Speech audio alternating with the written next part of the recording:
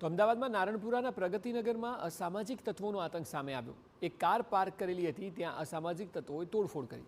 કયા કારણે બેફામ તત્વોએ આતંક મચાવ્યો તે હજી સુધી સામે નથી આવ્યું। નારણપુરા પોલીસે ગુનો નોંધીને વધુ તપાસ હાથ ધરી છે। બેફામ તત્વો સામે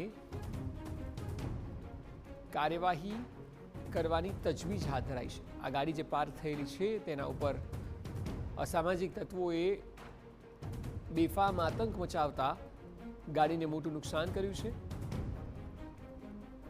નારણપુરા પોલીસે આખા મામલે ગુનો નોંધ્યો છે અને કાયદેસરની કાર્યવાહી હાથ ધરી છે।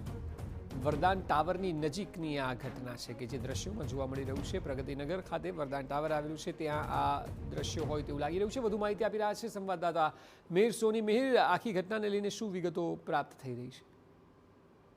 અક્ષય, નારણપુરાના પ્રગતિનગરમાં આ અસામાજિક તત્વોનો આતંક છે તે સામે આવ્યો છે કે જ્યાં જે પાર્ક કરેલી ગાડી હતી કે જે અસામાજિક તત્વોએ જે તોડફોડ કરી અને આતંક મચાવ્યો છે।